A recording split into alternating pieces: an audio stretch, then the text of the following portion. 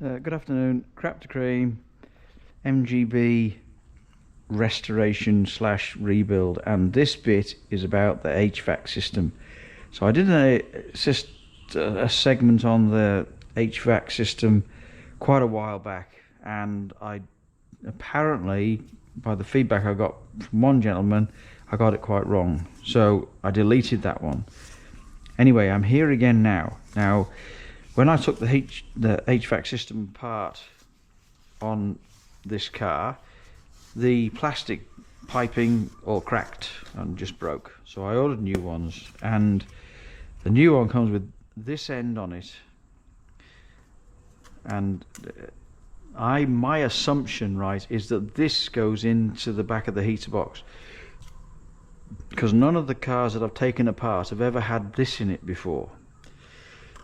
With this, so this actually goes into the back of the heater, and then comes out and then goes into this elbow that goes at 90 degrees, and then this goes off to the screen vent.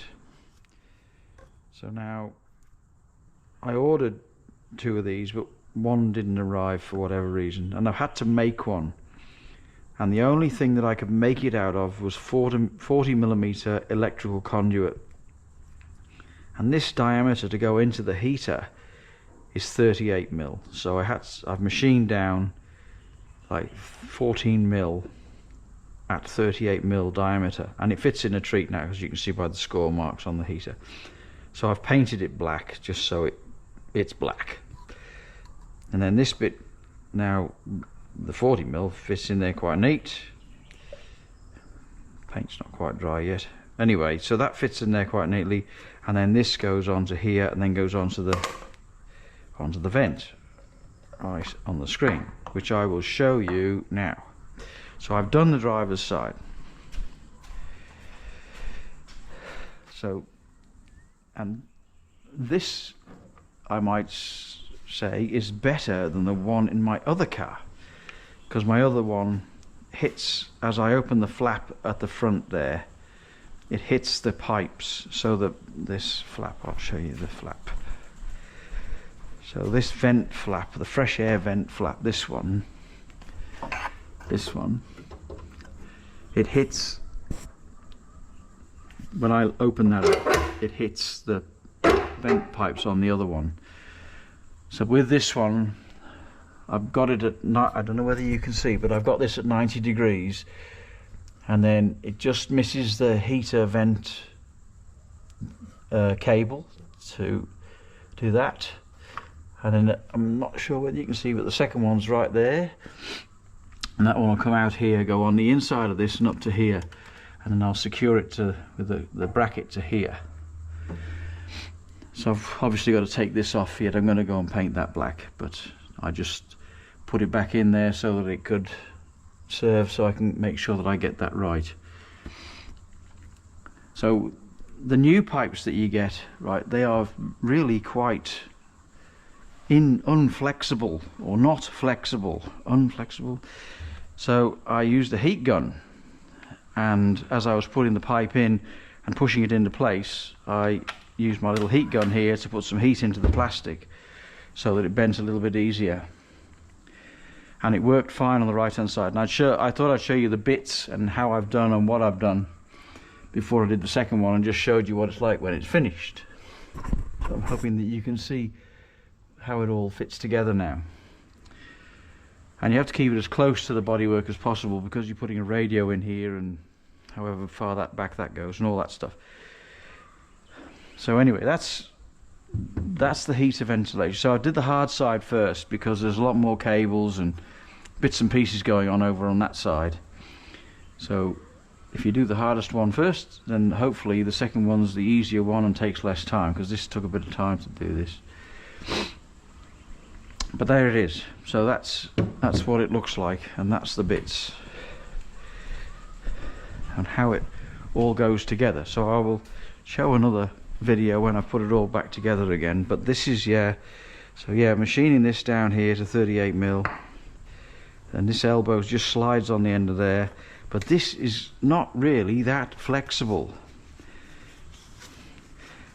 and this is the right length. So if I measure that now, so for my car, I just make that quite clear. My car, it is, let's go 290 millimeters.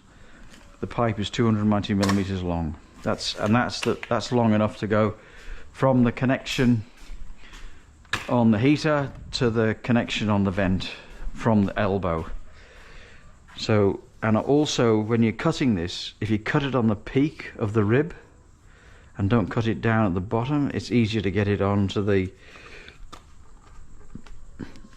it's easy to get onto this pipe.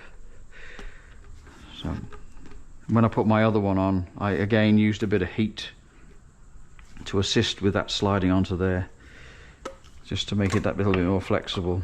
Anyway, so I'll let that paint dry, and then yeah, you can see where I've machined that down on my lathe. So there you go. So that's what I've done there. I've got to work out what I'm going to do with the expansion tank and this thermostat housing as well. Not exactly sure.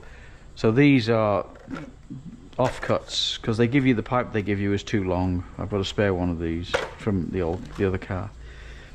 So they give you, these are the offcuts from previous. I was trying to make those do without having to buy new ones, but I had to buy a new one, and these are a lot more. See, this is a lot more, got a lot more flex in it than this one. This is quite solid. That's why I had to use the heat gun, but the heat gun helps a lot. All right, so yep, starting to waffle again. Thank you, subscribers, thank you for the comments, and I'm thinking, what did Karsten say? So Karsten, anyway, yeah, thank you, Karsten, for your comments as usual. I'm not sure exactly which one I was going to refer to, but anyway, thank you very much indeed for your comments as usual, as detailed as ever and very helpful. So thank you very much indeed, and yeah, see you later. Bye for now. So paint dried, and I've now installed the second one. So the second one is shorter than the other one. So this one's about 230 mil long, I found. So that seems to fit perfectly now. It's all in there. The flap opens fully and fully closes without touching any of the pipes, which is a bit of an achievement, seeing as on my other car they touch.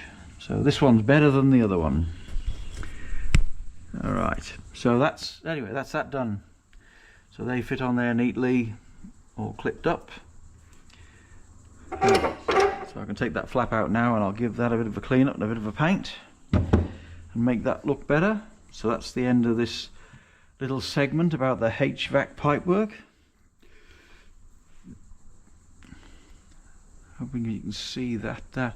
And if anyone happens to know where this goes, it's a purple on white, so I'm assuming it's got something to do with the courtesy light. Now I'm not sure whether it goes to the courtesy light itself as power, or where it goes to. I seem to have figured all the other ones out. It's just that one. Got me a bit flummoxed, that one. So if anybody knows where that goes, no doubt you will, Karsten. So I've tried to follow the diagram and I can't find out where that came out, and it's a bit far in behind the dashboard to go and check on my other car. So yeah, a bit of a quandary, that one, but I'll no doubt figure it out at some point when something doesn't work. All right, HVAC system installed and in. As I said before, comments and subscribing, thank you very much indeed, and yeah, bye for now.